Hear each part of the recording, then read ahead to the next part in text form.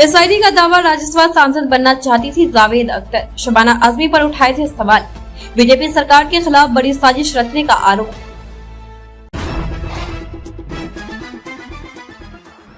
नमस्कार, मैं हूं अंजलि और आप देख रहे हैं रफ्तार टुडे। तो चलिए शुरुआत करते हैं आज की बड़ी खबर से। गुजरात सरकार की विशेष जांच दल एसआईटी ने अपनी रिपोर्ट में दावा किया है कि सामाजिक कार्यकर्ता तीस्ता सीतलवार राजनीति में आना चाहती थी। एसआईटी ने एक गवाह के हवाले से बताया कि सीतलवार ने इसके लिए एक नेता से कहा था कि अगर शबाना आजमी और जावेद अख्तर को राज्यसभा सांसद बनाया जा सकता है तो मुझे क्यों नहीं।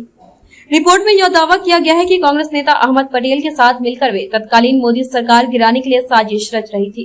गुजरात में साल 2002 में दंगे हुए थे, तब विपक्ष में कांग्रेस मुख्य पार्टी थी। एसआईटी ने सीतलवार की जमानत याचिका पर आपत्ति जताते हुए शुक्रवार को शहर की दीवानी सत्र अदालत में दायर एक हल्फनामे में यह बात कही है। एसआईटी ने कहा कि आरोपियों ने राजनीतिक मंशा से बड़ी साजिश रची थी। केंद्र सरकार ने सीतलवार को 2007 में पद्मश्री से सम्मानित किया। जांच एजेंसी ने उन पर राजनीतिक महत्वाकांक्षाओं को हासिल करने के लिए यह प्रयास करने का आरोप लगाया और कहा कि वह राज्यसभा सदस्य बनना चाहती हैं। एसआईटी ने एक गवाह का हवाला दिया जिसने दावा किया कि सीतलवार ने एक राजनीतिक नेता से पूछा कि शबाना आजमी और जावेद अख्तर को सांसद क्यों बनाया गया और उस पर विचार नहीं किया गया। शबाना और जावेद मियां बीबी को मौका मिला, मुझे राज्यसभा का सदस्य क्यों नहीं बनाया जा रहा। एसआईटी ने शुक्रवार को कहा कि तीस्ता गुजरात में बीजेपी सरकार को गिराने की एक बड़ी साजिश में शामिल थी।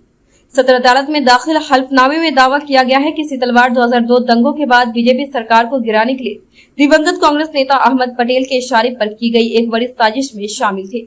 गुजरात दंगों के मामलों में निर्दोष लोगों को फंसाने के लिए सबूत गढ़ने के आरोप में सीतलवार को पूर्व आईपीएस अफसरों आरबी श्री कुमार और संजीव भट्ट के साथ गिरफ्तार किया गया है। दंगों में कन्वर्ट कर दिया गया। जब वो गोधरा से बॉडीज लेके गए थे अंतिम संस्कार के लिए, तब आपको लगा था कि ये there will be a blowback, मतलब कि कोई प्रतिक्रिया होगी?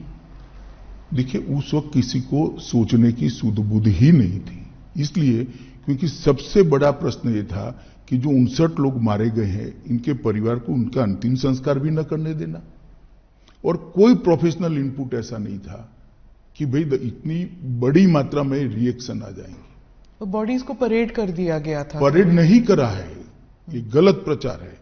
16 सिविल अस्पताल में ले गया गया और बंद एम्बुलेंस में उनके परिवार वाले अपने घर पर ले गए। आप हॉस्पिटल में थे? मैं खुद हॉस्पिटल में था। क्या देखा आपने उस दिन? क्या देखना क्या था, जली हुई लाशें थी। दुख ही दुख था, आक्रांत था, रोष था।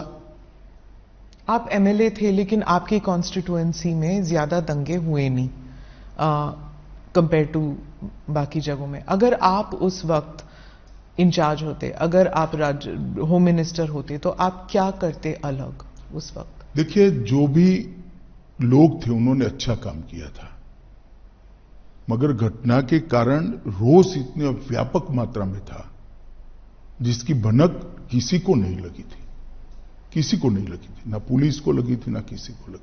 खबरों में अब तक लिए बस इतना ही। मिलते हैं फिर ऐसी ही बड़ी खबर के साथ। तब तक के लिए नमस्कार और देखते रहिए रफ्तार टुडे।